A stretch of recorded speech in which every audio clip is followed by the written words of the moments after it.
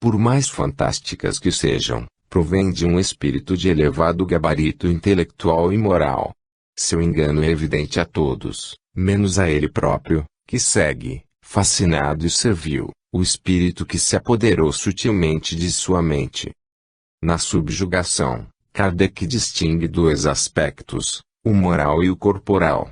No primeiro caso, o ser encarnado é constrangido a tomar atitudes absurdas, como se estivesse completamente privado do seu próprio senso crítico. No segundo caso, o obsessor atua sobre os órgãos materiais e provoca movimentos involuntários, obrigando a sua vítima a gestos de dramático e lamentável ridículo. Ao comentar esses aspectos, Kardec é de opinião que o termo subjugação é mais apropriado que possessão, de uso mais antigo e corrente. O que conhecemos, assim, por possessão, seria então um caso extremo e grave de obsessão.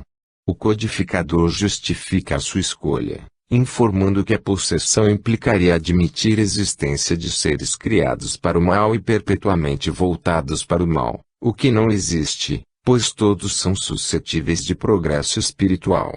Segundo, porque implica igualmente a ideia do apoderamento de um corpo por um espírito estranho, de uma espécie de coabitação, ao passo que o que há é apenas constrangimento, o que pode ser perfeitamente expresso pela palavra subjugação.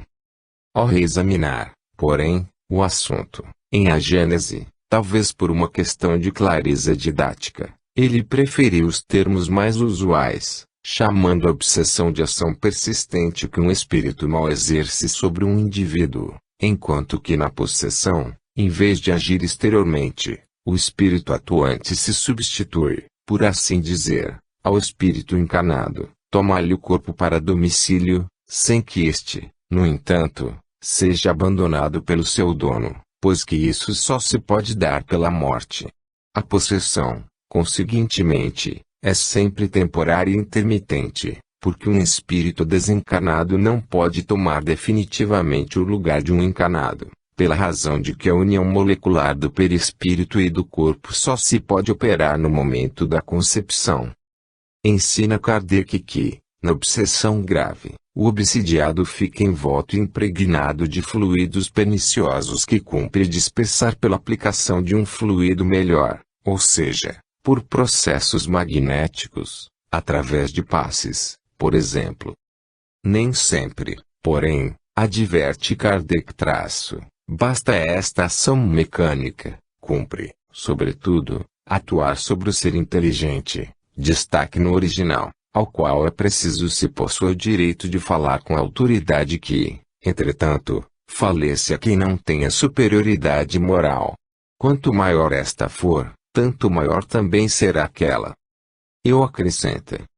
Mas, ainda não é tudo. Para assegurar a libertação da vítima, indispensável se torna que o espírito perverso seja levado a renunciar aos seus maus desígnios, que se faça que o arrependimento desponte nele, assim como o desejo do bem, por meio de instruções habilmente ministradas, em evocações particularmente feitas com o objetivo de dar-lhe educação moral.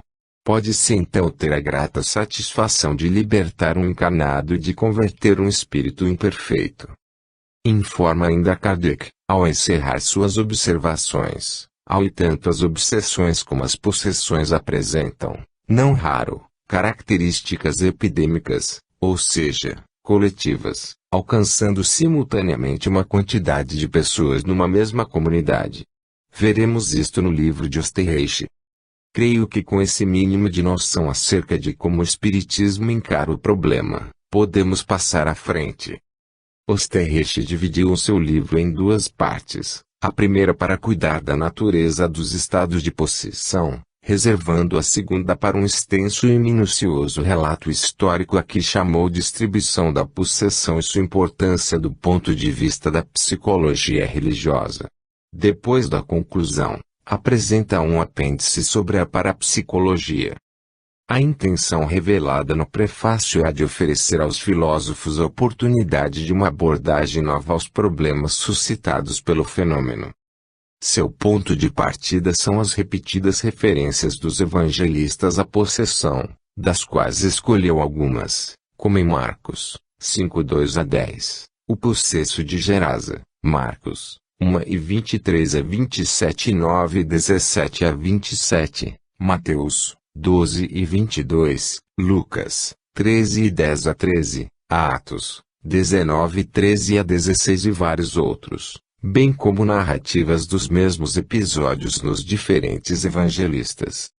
É impossível, observa o ilustre professor, evitar a impressão de que estamos tratando de uma tradição autêntica.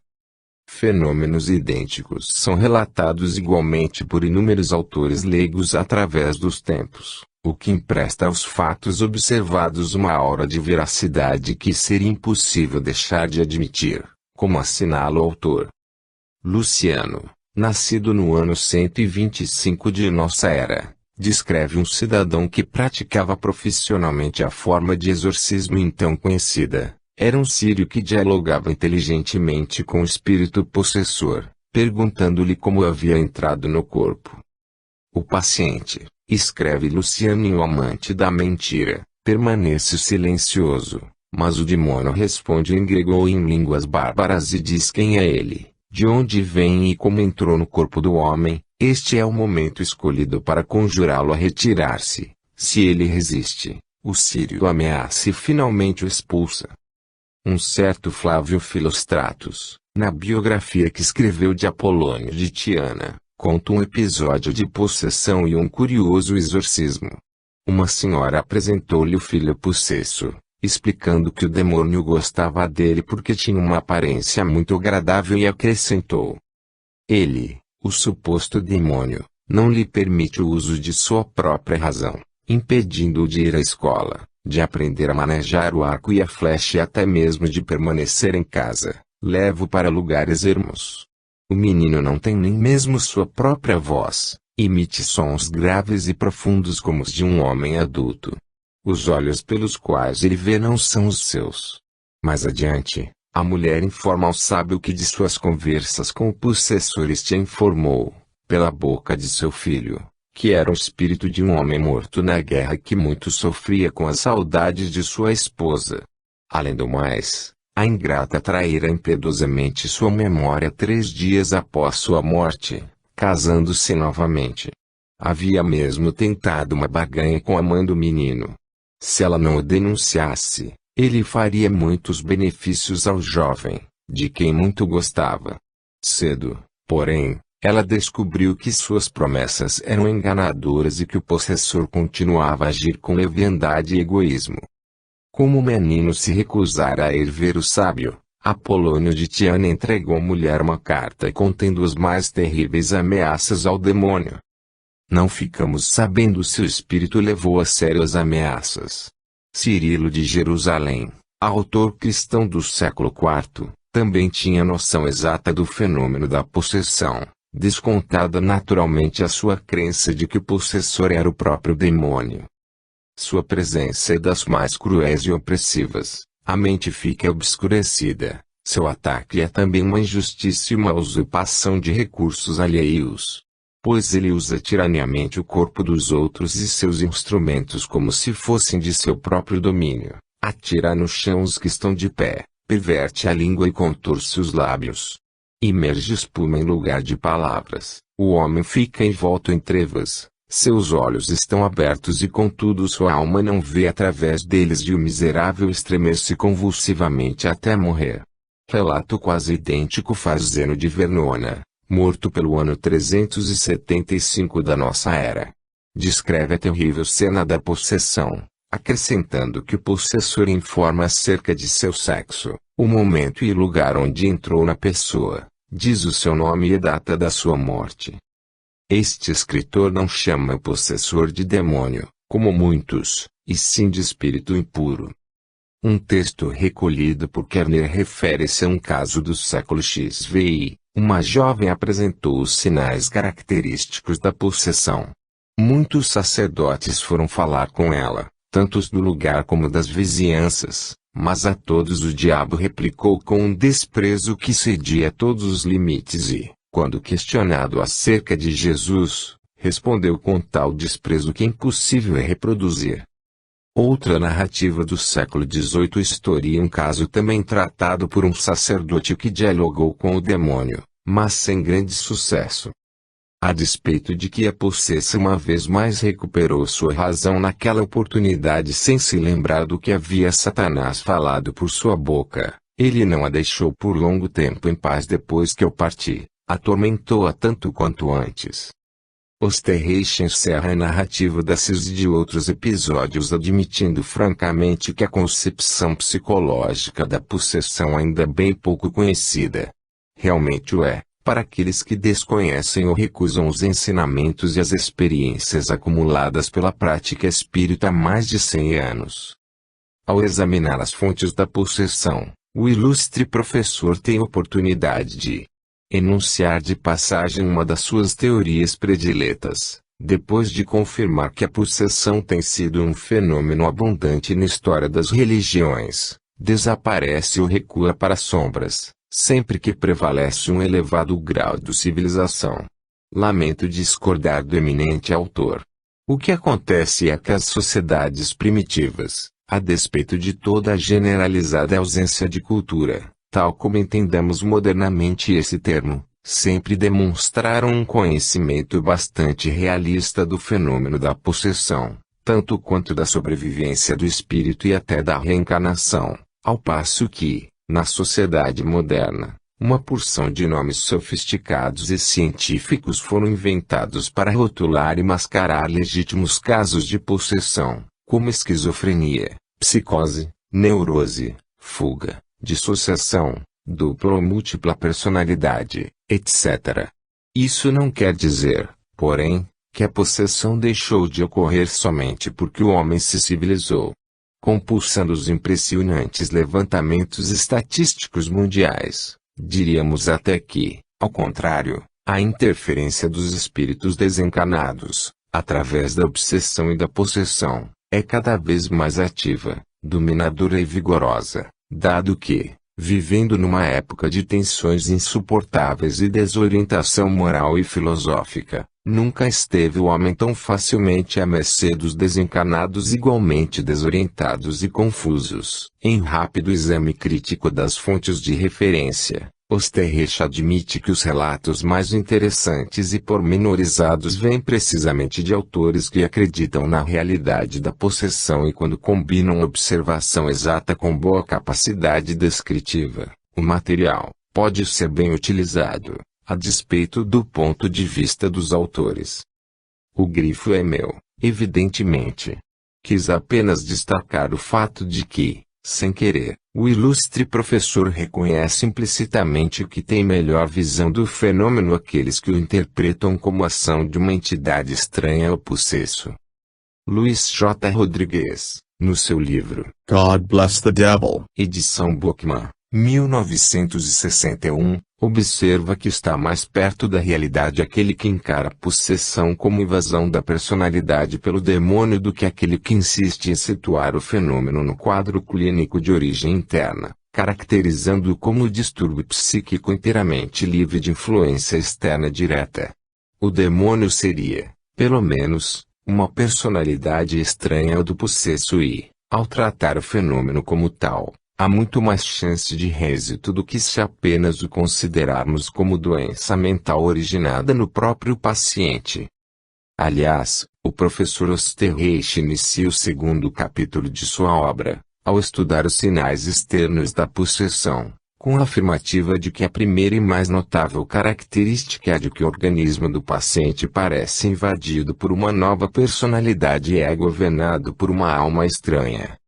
Profundas alterações ocorrem, então, no timbre da voz, na expressão fisionômica, nos gestos, no vocabulário, em toda a personalidade, enfim, naquilo que ela possui de essencial e característico. Neste ponto do livro, transcrevi-lhe um longo trecho da obra de Theodore Flournoy, Des Indes à la planète Mars. No trecho citado, Flournoy descreve as alterações de personalidade ocorridas em Helene Smith, quando se incorporava nela o espírito que se identificava como Cagliostro. Aqui, porém, o leitor espírita já está de sobreaviso, pois sua formação doutrinária informa de que neste exemplo estamos falando sobre mediunidade e não possessão. Ainda que o fenômeno da possessão exija um componente mediúnico da parte do possesso, é claro que não pode ser colocado lado a lado com o do exercício normal da mediunidade controlada e disciplinada. O professor Osterreich, porém, não se atrapalha por tão pouco, pois classifica o fenômeno mediúnico puro e simples como possessão voluntária. Com o que admite, nitidamente, a participação de entidade estranha ao do médium que cede seu corpo físico ao espírito manifestante. Ele não vai, no entanto, ao ponto de expressar tal concessão, que seria muito para a rigidez de suas concepções. Suas citações estão, porém, continuamente a desmentir suas próprias teorias. Podemos tomar qualquer uma delas, que se acham disseminadas às centenas por todo o livro. Esta é retirada do livro Nevroses et Ideias Fixas, Neuroses e Ideias Fixas, de Pierre Janet. Era um espetáculo extraordinário para nós que ali estávamos, ver aquele espírito mal falar pela boca da pobre mulher e ouvir ora o timbre da voz masculina, ora da feminina, mas tão distintas uma da outra que era impossível acreditar que havia apenas uma mulher falando. A perplexidade dos observadores leigos é compreensível, pois sem admitir a independência da personalidade invasora, o mecanismo não faz sentido. É o que vemos também em F. von Bader. Se dois estados poderiam até então ser observados nela, o estado comum de vigília e o magnético, sonambúlico, era agora necessário distinguir três: o estado comum de vigília, o bom estado de vigília magnética, e o mau estado de vigília magnética. A voz, os gestos, a fisionomia, os sentimentos, etc., eram nos dois últimos estados citados exatamente como céu e inferno. De modo particular, as feições se alteravam tão rapidamente que dificilmente se poderia confiar nos próprios olhos ou reconhecer no estado satânico a mesma pessoa do bom estado magnético. Coloquemos isso em terminologia espírita para entender. A mulher era médium e nada fazia senão produzir fenômenos mediúnicos. Apresentava-se alternadamente em estado de vigília lúcida e ora incorporada por um espírito turbulento, ora por um espírito tranquilo e equilibrado. O mesmo von Bader menciona caso em que o possesso falava de si mesmo na terceira pessoa. Muito simples, não era o possesso que falava e sim o possessor, e cada vez que este se refere ao seu médium é claro que tem de chamá-la de ele ou ela, na terceira pessoa, e não eu. Kerner, muito alarmado, ao relatar outro caso informa que tudo quanto esses demônios dizem pela boca daquele homem é inteiramente diabólico em sua natureza e completamente oposto ao caráter do indivíduo possuído. Consiste em zombarias e maldições contra tudo quanto é sagrado, contra Deus e nosso Salvador e particularmente em zombarias e maldições dirigidas contra as pessoas que se acham sob seu domínio, a quem eles ultrajam pelas suas próprias bocas e batem com seus próprios punhos. Ao estudar os estados subjetivos do possesso capítulo 3, o professor Osterreich informa página 26, que, em tempos mais recentes, especialmente aí pelo século XVIII e bem mais no século XIX, a crença no demônio está diminuindo e, em consequência, acredita-se que são as almas dos mortos que não se acham em paz que entram nos vivos. O destaque é do original, acrescenta, porém, que já em tempos muito remotos encontramos indícios dessa mesma crença, ou seja, de que não são demônios os obsessores e possessores, mas almas dos mortos, isto é, espíritos desencarnados, como diríamos nós. Segundo Osterreich, os povos primitivos admitiam também as possessões boas, ou seja, de espíritos mais esclarecidos que vinham voluntariamente trazer sua contribuição de afeto. Donde se conclui que, nessas matérias, como dizia Luiz J. Rodrigues, que cito novamente, antigos, rudes e ignorantes xamãs revelavam mais sólido conhecimento do problema espiritual do que muitos dos que ostentam hoje pomposos títulos acadêmicos. Nos tempos medievais, quando a ignorância em torno do assunto foi praticamente geral, os obsessores tiveram sua época de ouro, manobrando livremente suas vítimas do anonimato invisível do mundo espiritual. Vejamos um diálogo entre o espírito manifestado, que evidentemente passava por ser o próprio demônio, e um despreparado doutrinador. Certo Davi Brendel acompanhou dia e noite, durante 11 semanas, o caso da possessão de uma menina. 2 de suas conversas com Satã foram preservadas. Vejam como o espírito se diverte à custa da ignorância e ingenuidade do seu perguntador. Você esteve também com a filha do ferreiro, lá em Messém. Sim, respondeu o demônio traço. Havia 100 companheiros meus lá, eu ajudei a levar o velho para o inferno. Você também conhece Judas, o traidor? Ele está sentado comigo no inferno. Você conheceu o mau ladrão, Pilatos, Herodes, o doutor Joanes Faustus, Christoph Wagner e Joanes de Luna? Oh, são meus melhores amigos. Tenho no inferno a carta de Faustus escrita com seu sangue. Mas ela não queima. Oh, não, para que serve ela? Preciso tê-la à mão para exibi-lo e condená-lo. Você, que sabe tantas coisas, sabe também orar. Esta é a primeira pergunta inteligente, mas a resposta é irreproduzível. O perguntador insiste noutra direção. Se você me tivesse em seu poder, o que faria? Quebraria o seu pescoço e minha face ficaria contorcida de raiva. O professor Osterreicher reproduz mais um desses diálogos, extraído do livro Um Caso de Possessão, de Van Gennep, publicado em 1911, e conclui, muito seguro de si. A individualidade estranha frequentemente relata uma espécie de história de sua vida. É quase desnecessário acrescentar que tais histórias constituem pura imaginação ou reminiscências, memórias do paciente, da vida real da personalidade que supostamente entrou no organismo. O assunto é de tão pouca monta que o professor nem acha necessário dizer que se trata de fantasia. Vemos, assim, como excelentes e bem-intencionados pesquisadores se deixam arrastar facilmente pelos seus preconceitos e perdem oportunidade de valioso aprendizado.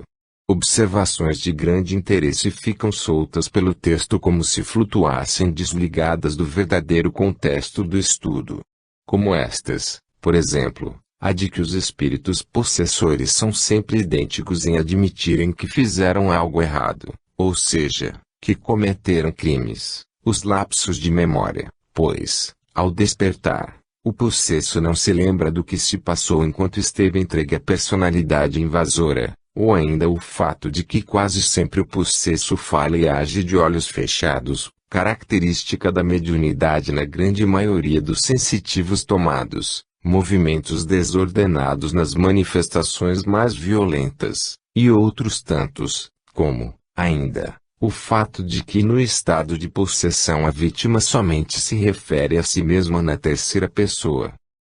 No estado demoníaco, escreve o muito citado Kerner, ou no início da possessão, a paciente sempre fala de si mesma na terceira pessoa e não é possível naquele momento conversar com ela. Quem desejar ser entendido terá de falar com o próprio demônio. Lógico, meu Deus. O espírito do paciente está impedido de manifestar-se através do seu próprio corpo, que se encontra sob o domínio da entidade possessora. Já era tempo de saberem disso os observadores, pelo menos os mais modernos. Uma vez que toda a fenomenologia aponta irresistivelmente para a hipótese, chamemo-la assim, de uma invasão externa da personalidade do paciente e que a doutrina do demônio está completamente desmoralizada, por que não admitir que a entidade possessora é um espírito desencarnado, ou seja, espírito de uma pessoa que aqui viveu na carne e se acha agora desembaraçado do corpo físico? Para fugir a essa admissão, que explica facilmente os fatos, o professor Osterreich elabora uma complexa teoria de bifurcação ou divisão do ego original, como se o espírito encarnado, cuja realidade, aliás, ele não admite também, pudesse dividir-se em dois, três ou mais entidades a partir da mesma origem, a que ele chama de fisiológico-metafísica. Sua teoria, no entanto, é tão inaceitável, que ele próprio confessa, logo adiante, pág. 37, que o fenômeno da separação da segunda personalidade, a partir da primeira é, para nós, inescrutável.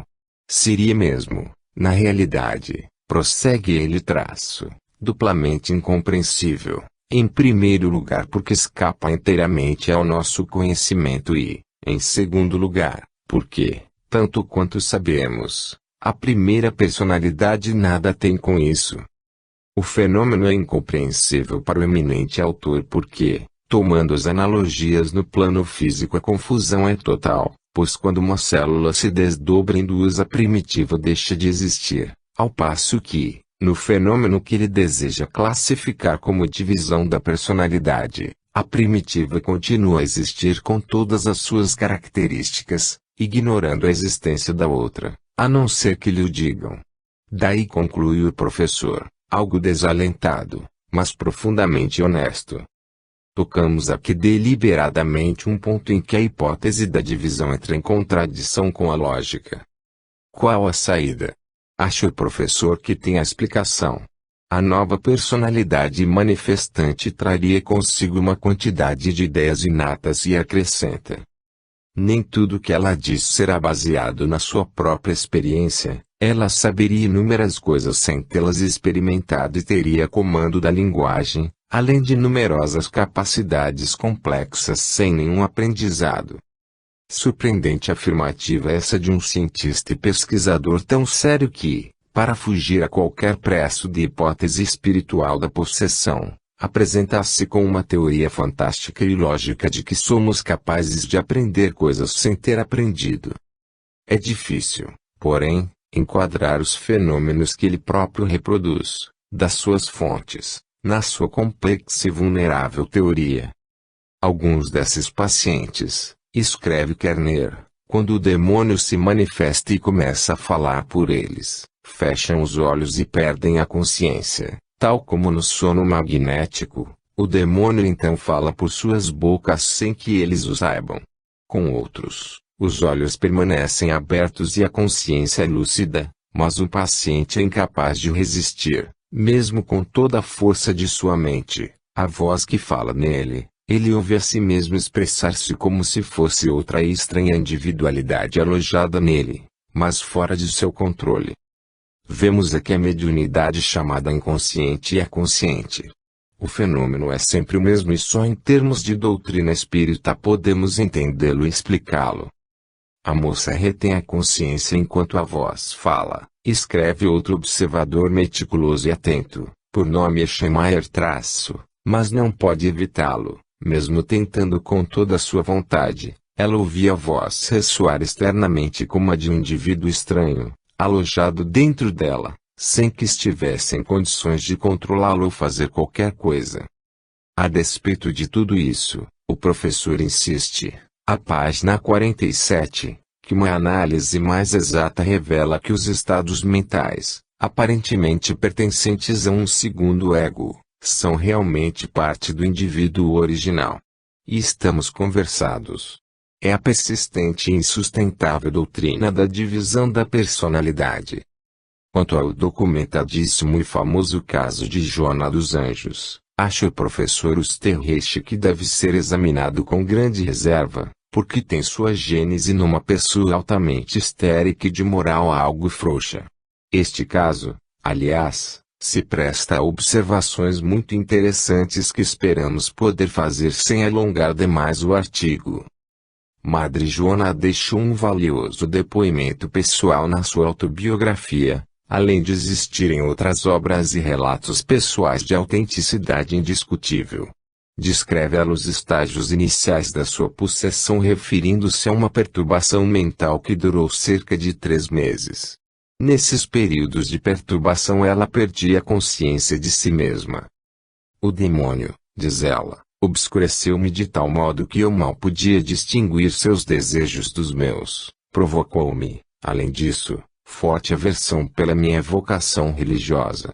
Mais adiante, descrevendo com extrema precisão o lento processo de invasão, diz ela, acho que ele não teria assumido esse poder sobre mim se eu não me tivesse aliado a ele. Tive experiências como essa em várias ocasiões, pois quando eu resistia com firmeza descobria que todas aquelas fúrias e cóleras se dispersavam como tinham vindo, mas, infelizmente, com muita frequência acontecia que eu não me continha com suficiente força para resistir, especialmente em pontos nos quais eu não via pecado grave. Nisso, porém, é que eu me enganava, porque como eu não me continha nas pequenas coisas, minha mente era arrastada, depois, sem perceber, para as grandes. Que notável lucidez nessas observações! O processo da obsessão se desenrola exatamente assim, sutil e lentamente, aos poucos, a partir das pequenas e aparentemente inócuas concessões. Destas, passam as vítimas as maiores e depois as grandes. Neste ponto não há mais como retornar e facilmente a obsessão vai aos extremos da possessão. O professor Osterrey faz restrições, como vimos, ao caráter de Madre Joana e, em tese, está certo, porque os obsessores desencarnados encontram maiores facilidades para os seus propósitos funestos quando a vítima se acha desguarnecida moralmente e, portanto, exposta ao ataque e ao envolvimento. Mas é preciso lembrar que não há imunidade total contra a obsessão a não ser nos seres que além de se apegarem a rígidas práticas morais, se achem quitados com seus compromissos kármicos. Também sob esse aspecto o famoso e muito citado caso de Loudun contém ensinamentos preciosos, pois os obsessores não respeitaram nem pouparam os exorcistas, por mais bem preparados que estivessem eles. O padre Surim, é de justiça assinalar, estava moralmente credenciado para o trabalho de que o incumbiram as autoridades eclesiásticas da época.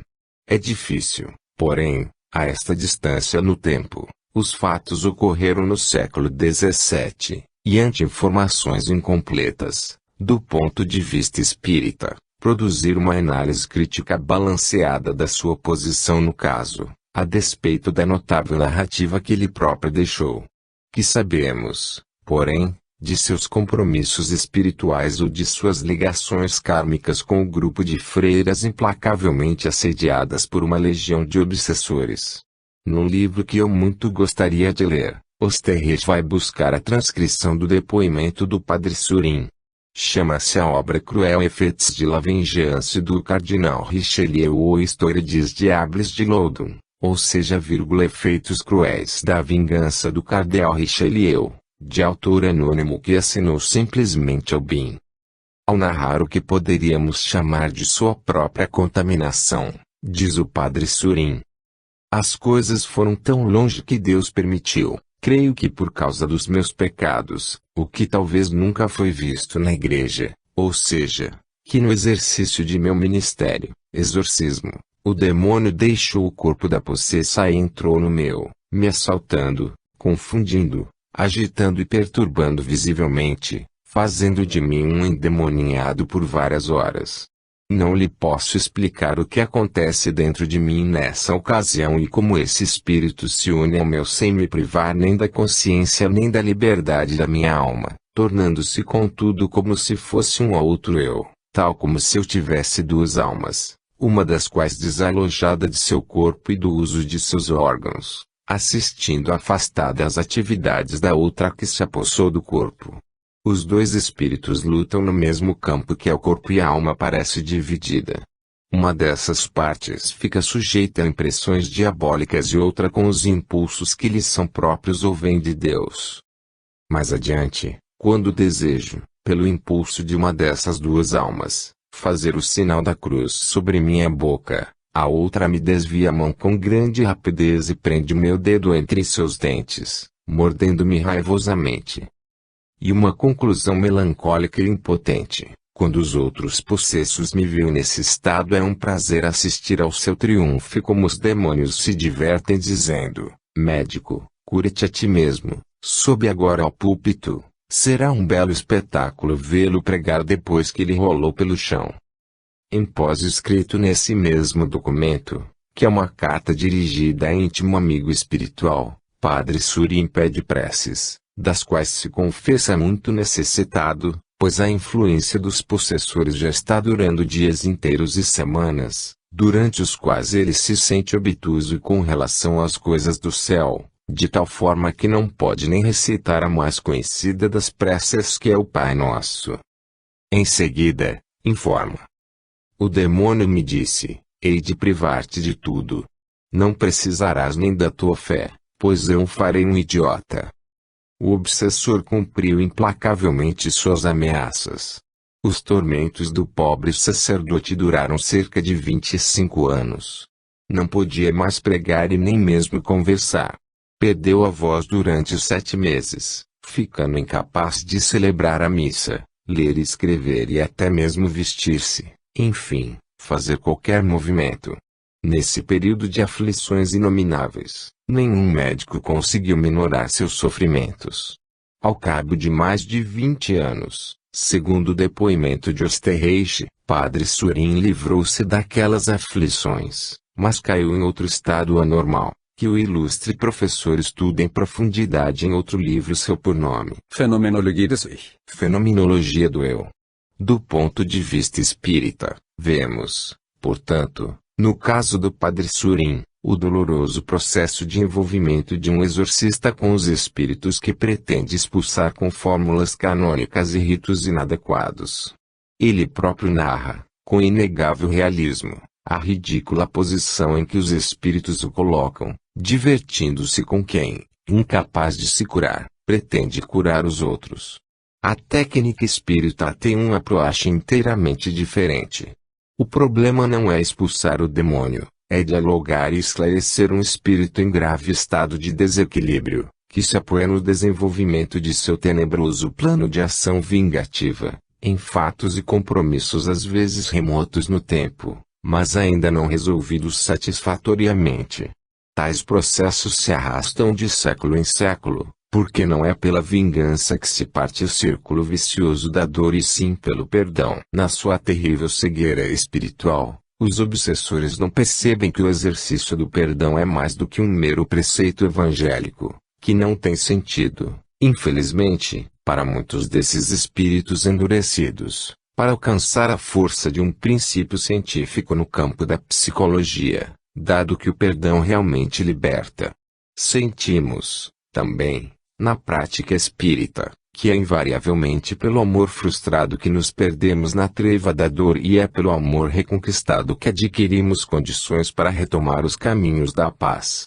Outro aspecto importante, por mais que se revista de ódios e rancores, o espírito atormentado preserva sempre o germe do amor no seu coração e inconscientemente anseia pela volta do amor. Se o doutrinador, ou seja, aquele que conversa com o obsessor, consegue convencê-lo dessa tese, começa ali mesmo o longo processo da recuperação. Vejamos, porém, como o eminente professor Osterreich encara o fenômeno. Acha ele evidentemente falsa a concepção de que existem 2 espíritos ou 2 almas na posse do mesmo corpo. Aliás, ele nem emprega a expressão alma ou espírito e sim ego.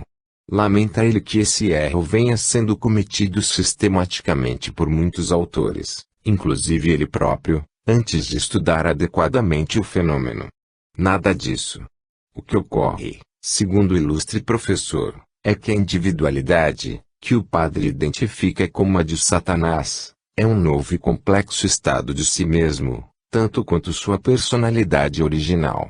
O padre endemoniado teria, pois, o direito de dizer que assumira uma personalidade satânica. O argumento parece óbvio ao professor. Como poderia Surim dizer que sente a raiva e a irritação do demônio, que se encontra num duplo estado afetivo ou que tem outra alma além da sua? Como poderá ele experimentar sentimentos que não são os seus? Como é possível imaginar outro ego entrando nele? Acha ainda o professor que, sendo impossível a interpenetração da mente pela mente, começamos a perceber as coisas, pois que ninguém jamais experimenta algo fora de seus próprios estados emocionais. O que vemos aqui é o alinhamento de uma série de impossíveis dogmáticos a impedir uma abertura para a verdade, através de uma aproximação desinibida, com a mente aberta, ainda que, e necessariamente, vigilante, crítica, alertada.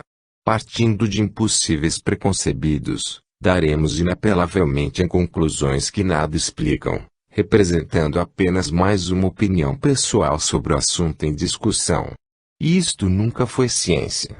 Osterreich, porém, não deseja de forma alguma admitir a hipótese de interferência espiritual externa e autônoma. Lamenta mesmo que Ludwig Staudenmayer, no seu livro Die Magie aus experimentelle Naturwissenschaft, tenha tratado como seres autônomos personalidades que se desenvolveram num processo de escrita automática, ou seja, um caso comum de mediunidade psicográfica. Para Osterreich, o possesso se convence de que está sob influência de outro ser e age como tal. E por isso é que temos o curioso espetáculo segundo o qual duas pessoas parecem falar através do mesmo corpo físico. Os argumentos do autor são, às vezes, de comovente ingenuidade. A certa altura, por exemplo, reproduz alguns diálogos entre o que chama de egos e os exorcistas ou outras testemunhas. E acrescenta que sua desconfiança com relação ao fenômeno é bastante acentuada pelo fato de que o demônio responde muito cautelosamente às questões mais críticas. Se ele dispusesse de um acervo de observações pessoais, em primeira mão, colhidas na prática mediúnica, não faria tantas afirmativas gratuitas e ingênuas. O obsessor é quase sempre um espírito voluntarioso, decidido, artificioso, dissimulado e, muitas vezes, culto, inteligente e invariavelmente informado por um conjunto de fatos que nós ignoramos, quanto às razões profundas do seu assédio àquela específica pessoa humana. Que sabemos nós de suas ligações anteriores, de seus mútuos compromissos, de suas verdadeiras motivações. Por outro lado, sabemos pela doutrina espírita que as faltas cometidas contra o próximo armam automaticamente o mecanismo da cobrança e é como instrumentos cegos da reação, provocada pela ação negativa, que os obsessores agem. Não podemos esquecer, por certo, que mesmo cobrando o que a lei lhes permite e, portanto, agindo como agentes do resgate alheio, os obsessores não fogem à dura contingência de assumir novos compromissos que, a seu turno, terão um dia que resgatar. Daí o terrível círculo vicioso dentro do qual espíritos rebeldes marcam passo dolorosamente, alternando suas posições, ora como obsessores, ora como obsidiados, mas sempre sofrendo. Sem conhecer esse mecanismo e sem agir segundo sua lógica férrea, o exorcismo ritualístico é de uma ingenuidade trágica e de uma inocuidade lamentável. A misericórdia divina é tão grande, no entanto, que mesmo esse processo totalmente inadequado sucede às vezes em desatar o nó cego das paixões e libertar os sofredores de suas angústias, ao conseguir que o obsessor abandone sua vítima. Como se dá isso, a despeito do despreparo dos exorcistas? Há muitas razões. Em primeiro lugar, e isto Luiz Rodrigues já havia observado em seu livro Traço, o sacerdote parte de uma premissa mais válida do que da ciência oficial, ou seja, ele encara o fenômeno como invasão de um agente externo, autônomo, consciente, independente da personalidade do possesso. Seu engano está apenas em identificar esse agente externo com o demônio teológico, do que, aliás, os obsessores têm tirado bom proveito, desempenhando o papel como se de fato fossem.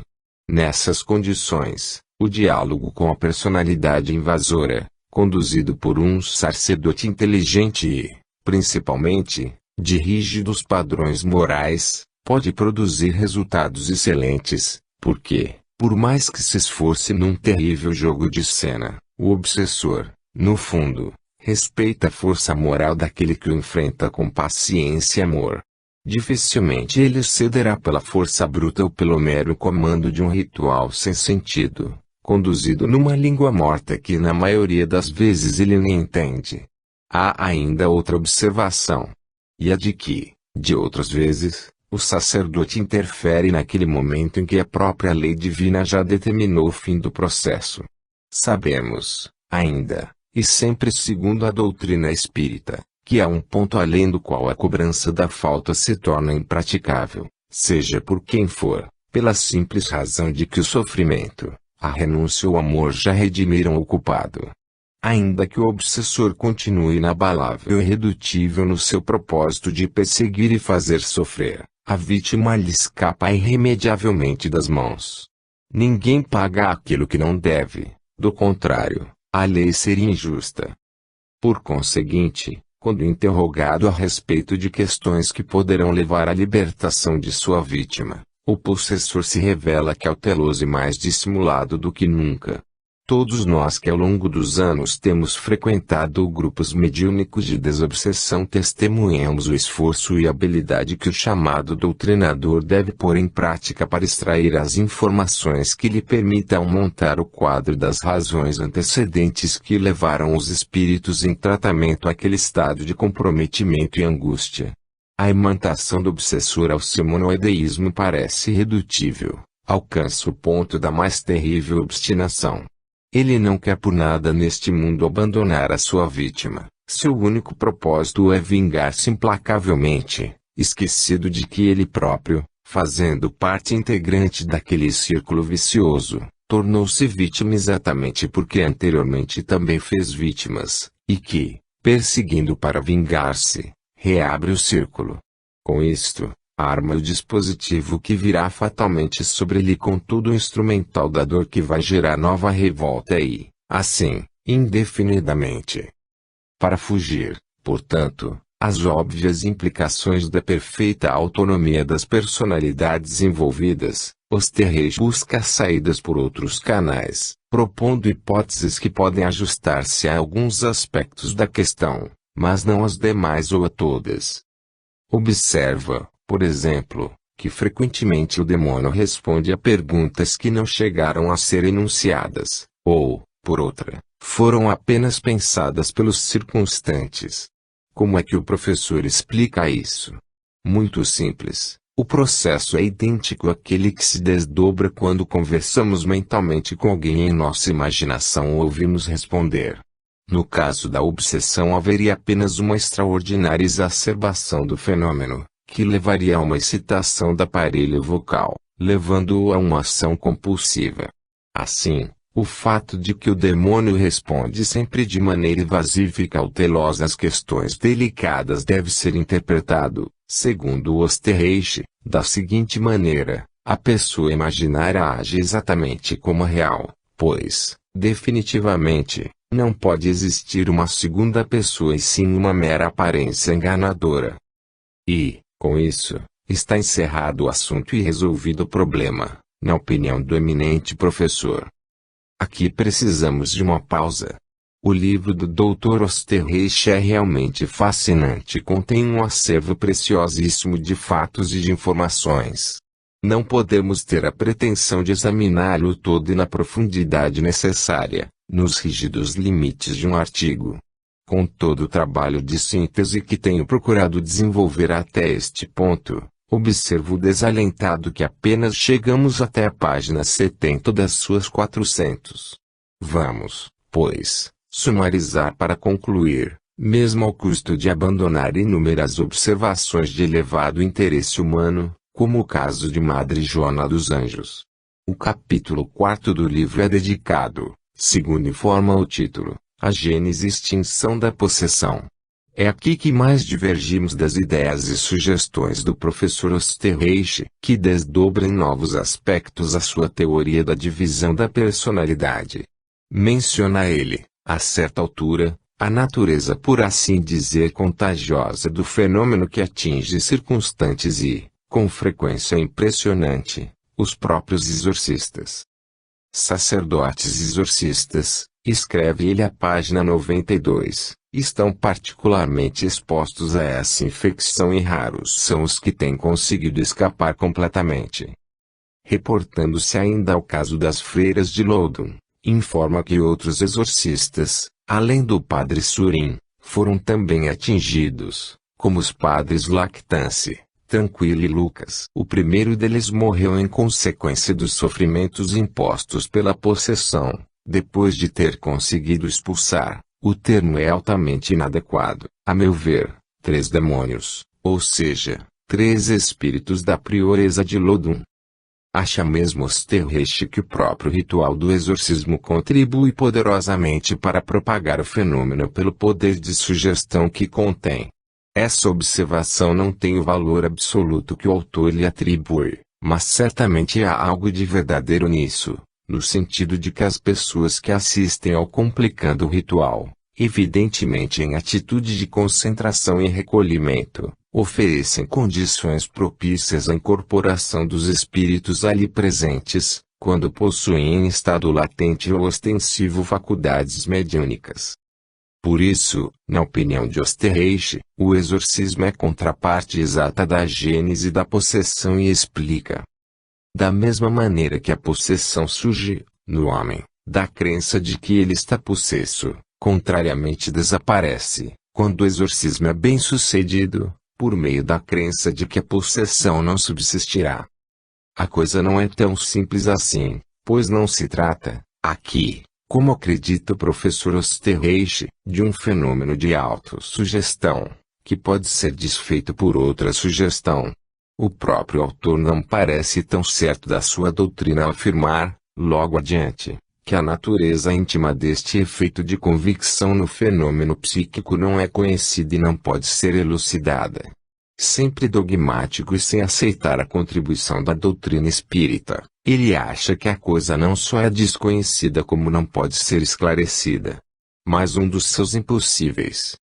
Estuda, a seguir, uma série de fórmulas exorcistas, coletando judaicas, egípcias, católicas e outras.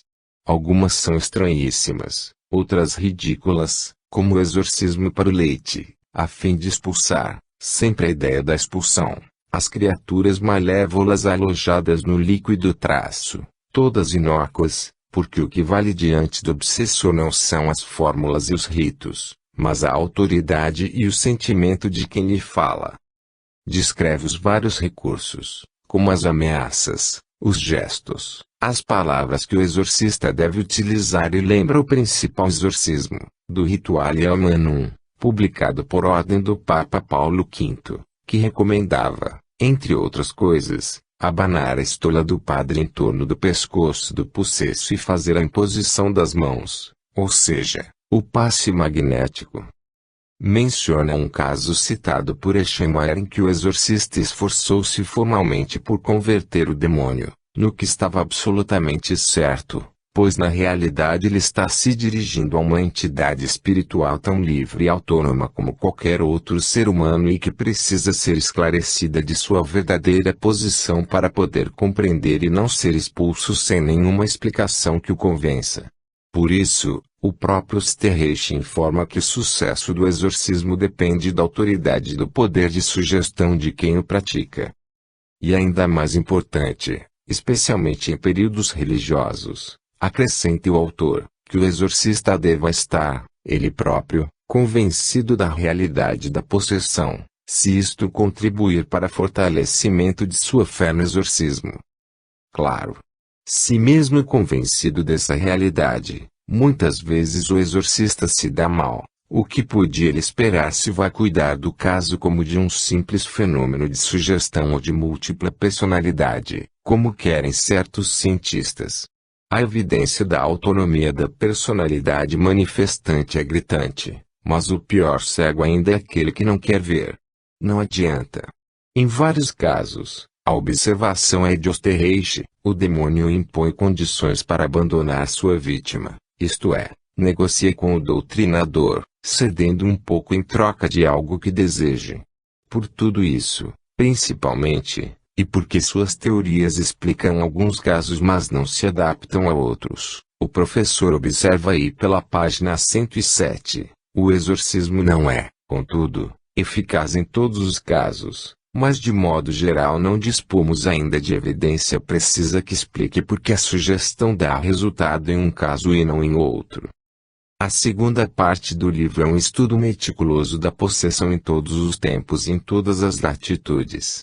Há observações de alto interesse acerca dos oráculos gregos e muitas páginas sobre os fenômenos mediúnicos modernos que o eminente autor se recusa a aceitar no contexto espírita, insistindo em chamá-los de possessão artificial e possessão voluntária.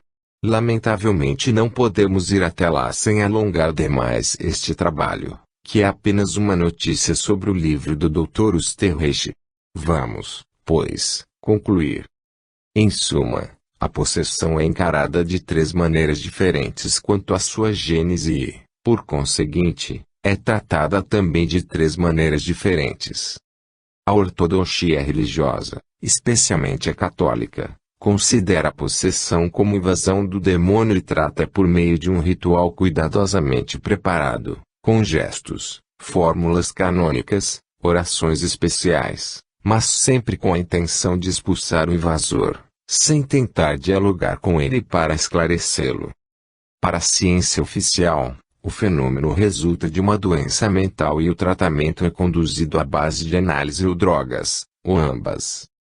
O Espiritismo considera na gênese do fenômeno da possessão a faculdade mediúnica desgovernada e trata o caso pelo processo do diálogo com o espírito possessor, buscando compreender suas razões para esclarecê-lo e libertá-lo da sua própria ignorância e confusão mental. As três posições são bastante afastadas umas das outras, mas é preciso convir, sem paixões e com todo o respeito diante de cada uma delas, que a atitude da ciência é a mais esdrúxula e menos realista, procurando atingir as causas cuidando apenas dos efeitos. A posição religiosa é mais objetiva, porque admite a presença de uma personalidade invasora. Seus erros estão em identificar essa personalidade invariavelmente com o demônio e em tentar apenas expulsá-lo, quando deveria atraí-lo amorosamente ao esclarecimento. A posição adotada pela doutrina espírita é a que foi ensinada pelos próprios espíritos. E quem melhor do que eles para nos dizer das complexas realidades do mundo em que vivem? A prática espírita jamais procura expulsar espíritos e sim ajudá-los. Jamais os considera demônios que cumpre fazer voltar ao inferno mitológico, mas irmãos em Deus que é preciso libertar de suas próprias angústias e aflições. E se o exorcismo é quase sempre ineficaz e com frequência impressionante envolve também o exorcista no processo da dor, se o tratamento clínico dos casos de possessão é longo, difícil e duvidoso, a terapêutica do amor e do esclarecimento usada nas sessões de desobsessão produz resultados espantosos, frequentes, abundantes e seguros. E que alegria, Senhor, quando recebemos nos braços, agradecidos e de olhos úmidos, o irmão que chora o seu arrependimento, lamenta o seu remorso e se prepara para a reconstrução do seu mundo interior, iniciando a longa caminhada para a paz. Fim.